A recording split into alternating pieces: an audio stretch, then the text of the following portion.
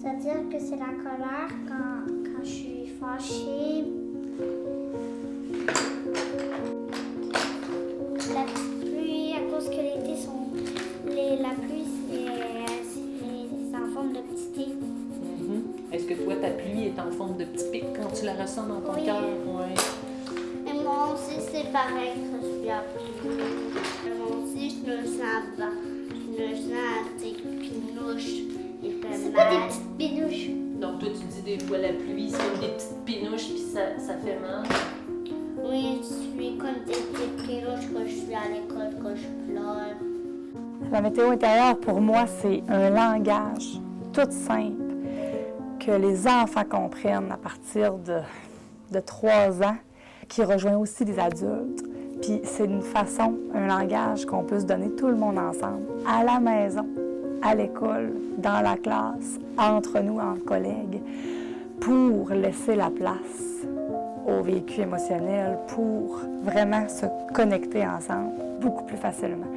Tu sais, je donne toujours l'exemple, moi, avant d'avoir la météo intérieure, si on se disait dans le corridor « Hey, salut, comment ça va? Viens, toi! » Il n'y avait même pas de réflexion. Là, quelle météo as-tu aujourd'hui? Bien, on nomme vraiment comment on se sent, fait que ça a une valeur. Donc, c'est très, très précieux. Dégonfler nos poumons et notre bedon aussi, et on inspire maintenant. En ouvrant le petit toit. Et ensuite, qu'est-ce qu'on fait? On expire pour refermer le petit toit. On laissait-tu les yeux fermés maintenant? Même mouvement. Et on expire doucement. Comment je me sens ce matin? Est-ce que je suis dans le vent? Est-ce que je suis dans le soleil? Est-ce que je suis dans l'orage? Est-ce que je suis dans la pluie? Tranquillement, Les enseignants puissent comprendre que ce temps-là qu'ils prennent le matin, nécessairement, et leur gagne, là, finalement, c'est rentable, là, si on veut le rationaliser, parce que on va avoir des élèves beaucoup plus disposés, beaucoup plus qui vont moins agir aussi en comportement. Je voulais toujours, à l'intérieur de moi, amener l'enseignant, l'éducateur. Tu sais, dans mon rôle de soutien-conseil, je voulais toujours amener cette réflexion-là de la communication émotionnelle, l'accueil des émotions. Mais on ne se sent pas toujours, sans le langage de la météo intérieure, à l'aise, ou c'est comme un gros sujet, fait qu'on ne s'embarque pas toujours là-dedans. Qu'on va rester dans le comportemental, dans le rationnel, alors qu'il y a une partie de moi qui voulait vraiment mettre ça en lumière. Puis là, vu que c'est un langage, puis qu'il y a eu des formations, bien là, c'est ancré. Hein? Puis là, météo intérieure, bien, c'est un beau résumé de 3 mots pour tout ça, le vécu émotionnel, la connexion émotionnelle avec l'enfant.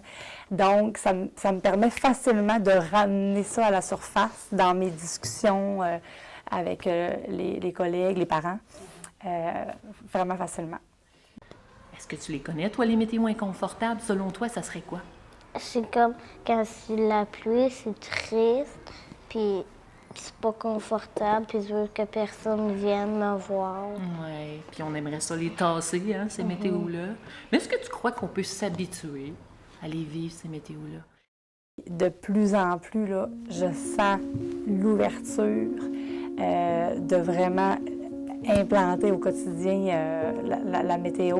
On a de plus en plus des enseignants connectés qui vont aller beaucoup plus regarder en profondeur, en dessous des comportements, versus être à la surface, puis appliquer plus des protocoles, des conséquences. Moi, je me mets moins de pression d'être justement dans le soleil, d'être parfaite. Tu sais, je veux dire, on sait très bien que c'est difficile d'être une professionnelle puis une enseignante avec les conditions, avec les besoins qu'on a, avec le peu de ressources.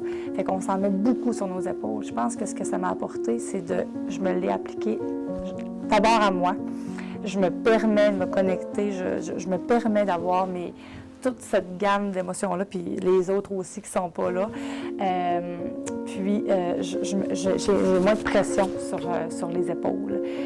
Donc, ça m'aide vraiment beaucoup. Puis, nécessairement, bien, ça a un impact positif. Moi, je trouve que j'ai moins d'anxiété de performance. puis je m'autorise à faire des erreurs, tout ça, puis nécessairement, je suis mieux, puis je fais mieux mon travail. En fait, j'ai une meilleure version de moi-même depuis que je me l'applique à moi-même, puis je suis un modèle. En fait, c'est ça, c'est de ne pas vouloir convaincre les autres autour de le faire. Ça va se faire tranquillement, mais j'ai compris qu'il faut d'abord, nous, l'intégrer de plus en plus à notre rythme, puis d'être un modèle, puis ça me fait du bien. Puis ça fait du bien à la professionnelle aussi. Je suis vraiment plus épanouie dans mon travail.